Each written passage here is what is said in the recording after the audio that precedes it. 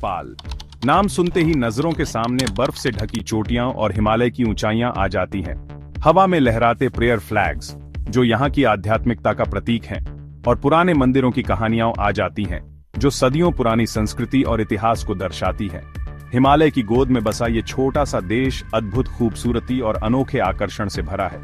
यहाँ की हरियाली और प्राकृतिक दृश्य मन मोह लेते हैं। यहाँ की हवा में अध्यात्म महसूस होता है, जैसे धूप और गुलाब की खुशबू। यहाँ की शांति और सुकून अद्वितीय है। नेपाल दुनिया के सबसे ऊंचे पहाड़ माउंट एवरेस्ट का घर है, जो प्रकृति की भव्यता का प्रमाण है। यह पर्वतारोहियों के लिए एक स्वर्ग है, लेकिन नेपाल का आकर्षण सिर्फ ऊंची चोटियों तक ही सीमित नहीं है। यहाँ की संस्कृति और परंपराएं भी उतनी ही आकर्षक। यहाँ की संस्कृतियां, रंगीन त्योहार और लोगों का प्यार सब मिलकर एक ऐसा जादू बनाते हैं जो दिल को छू जाता है। यहाँ के लोग अपने आतिथ्य के लिए गौर से देखिए, नेपाल का झंडा भी अनोखा है। यह झंडा नेपाल की विशिष्टता और गर्व को दर्शाता है। दुनिया का इकलौता गैर आयताकार राष्ट्रीय झंडा जो इस अजय देश की भावना को दर्शाता है। यह झंडा नेपाल की पहचान है। 2 त्रिकोण हिमालय और 2 प्रमुख धर्मों हिंदू और बौद्ध धर्म का प्रतीक है, जो यहाँ सद्भाव से रहते हैं। यहाँ धार्मिक सहिष्णुता का अद्भुत उदाहरण मिलता है। नेपाल विरोधाभासों का देश है, जहाँ प्राचीन परंपराएं आधुनिक आकांक्षाओं से मिलती हैं, जहाँ शांति और रोमांच साथ साथ चलते हैं। यहाँ की विविधता अद्वितीय है। यहाँ आप एक पल में बौद्ध मंत्रों की गूंज में खो सकते हैं और अगले ही पल खुद को उफरती नदी में राफ्टिंग करते हुए पा सकते हैं। नेपाल में हर अनुभव एक नई कहानी कहता है। एडवेंचर पसंद करने वालों और आध्यात्मिक साधकों दोनों के लिए स्वर्ग है। काठमांडू की चहल पहल वाली गलियों से लेकर पोखरा की शांत झीलों तक नेपाल में हर कदम एक नई खोज है। राजधानी काठमांडू जीवन से भरपूर है। पशुपतिनाथ मंदिर, जो एक पवित्र हिंदू तीर्थ स्थल है, या फिर दुनिया के सबसे बड़े स्तूपों में से एक बौद्धनाथ स्तूप, जिसकी आंखें शहर पर नजर रखती हैं, इन जगहों को देखिए। थामेल की गलियों में खो जाइए, जहां मसालों की खुशबू हवा में तैरती है और रंगीन प्रेयर व्हील्स घूमते हैं, हवा में आशीर्वाद भेजते हैं। एडवेंचर के शौकीनों के लिए यहाँ बहुत कुछ है। दुनिया की सबसे ऊंची चोटी के नीचे एवरेस्ट बेस कैंप तक ट्रैकिंग कर सकते हैं। त्रिशूली या भोटेकोशी नदियों में व्हाइट वाटर राफ्टिंग कर सकते हैं, या फिर अन्नपूर्णा क्षेत्र की शांति में खो जाइए, जहाँ की पहाड़ियां और खूबसूरत गांव आपको नेपाल के ग्रामीण जीवन की झलक। नेपाल का इतिहास उतना ही रोमांचक है जितना इसका भूगोल। विशाल पड़ोसियों के बीच बसे इस छोटे से देश का इतिहास आजादी से भरा है। जब इसके आसपास के राज्य बनते और बिगड़ते रहे, नेपाल अडिग रहा, कभी गुलाम नहीं हुआ। इसके लोगों की बहादुरी और यहाँ के दुर्गम पहाड़ों ने इसे हमेशा आजाद रखा। काठमांडू घाटी नेपाल का ऐतिहासिक केंद्र प्राचीन राज्यों और साम्राज्यों का घर रहा है, जिन्होंने देश की कला, वास्तुकला और संस्कृति पर अपनी छाप छोड़ी है। मल्ल राजाओं के शानदार महलों से लेकर काठमांडू दरबार स्क्वायर की जटिल नक्काशी तक हर जगह इतिहास की झलक मिलती है। भारत और चीन के बीच स्थित नेपाल की रणनीतिक स्थिति ने इसके भाग्य को आकार दिया है। यह इन 2 प्राचीन सभ्यताओं के बीच एक सांस्कृतिक और व्यापारिक पुल रहा है, जिसने प्रभावों को आत्मसात किया है और अपनी अनूठी पहचान बनाई है। नेपाल की कहानी गोरखाओं के बिना अधूरी है। नेपाल की पहाड़ियों से आने वाले ये बहादुर योद्धा अपनी बहादुरी, वफादारी और खुखुरी के लिए जाने जाते हैं। 2 सदियों से भी ज्यादा समय से गोरखा ब्रिटिश सेना के साथ अपनी सेवाएं दे रहे हैं। उनकी बहादुरी के किस्से मशहूर हैं। पहले विश्व युद्ध से लेकर फॉकलैंड युद्ध तक गोरखाओं ने हमेशा अपने कर्तव्य और अद्वितीय युद्ध कौशल का प्रदर्शन किया है। उनका आदर्श वाक्य काफिर हूनु भंदा मरनु रामरो, कायर बनने से अच्छा मर जाना, उनकी अदम्य भावना को दर्शाता है। गोरखा सिर्फ सैनिक नहीं है, वे नेपाल की ताकत, लचीलेपन और अटूट साहस के प्रतीक हैं। भाग 5। नेपाल आज एक उभरता हुआ राष्ट्र। आज नेपाल एक दौराहे पर खड़ा है। 2015 के विनाशकारी भूकंप से उभरकर इस राष्ट्र ने उल्लेखनीय लचीलापन और पुनर्निर्माण का दृढ़ संकल्प दिखाया है। नेपाली अर्थव्यवस्था की आधारशिला, पर्यटन फिर से पटरी पर लौट रहा है। दुनिया भर के यात्री देश के अनोखे रोमांच और आध्यात्मिकता के मिश्रण की ओर आकर्षित हो रहे हैं। नेपाल अपार संभावनाओं वाला देश है। इसकी प्राकृतिक सुंदरता, सांस्कृतिक समृद्धि और इसके लोगों की अदम्य भावना इसकी सबसे बड़ी संपत्ति है। जैसे जैसे देश आधुनिकीकरण को अपना रहा है, यह अपनी अनूठी सांस्कृतिक विरासत के संरक्षण के साथ आर्थिक विकास को संतुलित करने का प्रयास कर रहा है। जल विद्युत से लेकर कृषि तक नेपाल स्थायी विकास के नए रास्ते तलाश रहा है। सरकार सक्रिय रूप से विदेशी निवेश को बढ़ावा दे रही है और व्यवसायों के विकास के लिए अनुकूल वातावरण बनाने की दिशा में काम कर रही है। भाग 6, जहां देवी चलती हैं और महिलाएं नेतृत्व करती हैं।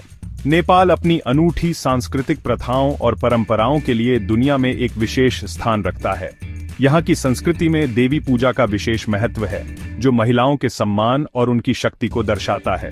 नेपाली समाज के सबसे आकर्षक पहलुओं में से एक महिलाओं की भूमिका है। यहाँ महिलाएं न केवल परिवार की धुरी हैं, बल्कि समाज के हर क्षेत्र में अपनी महत्वपूर्ण भूमिका निभाती है। ऐसी दुनिया में जहां लैंगिक समानता अक्सर एक दूर का सपना होता है, नेपाल आशा की किरण के रूप में खड़ा है, जहां महिलाएं देश के भाग्य को आकार देने में महत्वपूर्ण भूमिका निभा रही हैं। यहां महिलाएं न केवल घर की देखभाल करती हैं, बल्कि वे नेतृत्व के पदों पर भी आसीन होती हैं। वे निर्णय लेने की प्रक्रिया में सक्रिय रूप से भाग लेती हैं। ऊंचे हिमालय से लेकर तराई के मैदानों तक नेपाल में महिलाएं अपने समुदायों की रीढ़ हैं। वे कठिन परिश्रम और समर्पण के प्रतीक हैं। वे किसान, उद्यमी, शिक्षक और नेता हैं, जो इस राष्ट्र के भविष्य का निर्माण कर रही हैं। उनकी मेहनत और लगन से ही नेपाल का विकास संभव हो रहा है। 2015 में अपनाया गया नेपाल का संविधान लैंगिक समानता के मामले में एशिया में सबसे प्रगतिशील माना जाता है, जो जीवन के विभिन्न क्षेत्रों में महिलाओं के अधिकारों की गारंटी देता है। इस संविधान ने महिलाओं को राजनीतिक, सामाजिक और आर्थिक क्षेत्रों में समान अवसर प्रदान किए हैं। यह उनके सशक्तिकरण की दिशा में एक महत्वपूर्ण कदम है। कुछ नेपाली समुदायों में मातृसत्ता की अवधारणा गहराई से जड़ें जमाए हुए है। इन समाजों में महिलाएं शक्ति और अधिकार के पदों पर आसीन होती हैं, पारंपरिक लैंगिक भूमिकाओं को चुनौती देती हैं और एक अधिक समान दुनिया की झलक पेश करती हैं। वे समाज में बदलाव की वाहक हैं, पारंपरिक लैंगिक भूमिकाओं को चुनौती देती हैं और एक अधिक समान दुनिया की झलक पेश करती है। उनके प्रयासों से ही समाज में सकारात्मक परिवर्तन आ रहा है। भाग 7, जीवित देवी, एक अनोखी परंपरा। शायद नेपाल के सांस्कृतिक परिदृश्य का सबसे दिलचस्प पहलू कुमारी या जीवित देवी की परंपरा है। एक ऐसी छोटी बच्ची की कल्पना कीजिए जिसे उसकी दिव्य आभा के लिए चुना जाता है। देवी तालेजू के जीवित अवतार के रूप में पूजा जाता है। सदियों पुरानी यह परंपरा दुनिया भर के लोगों को आकर्षित और उत्सुक बनाती रहती है।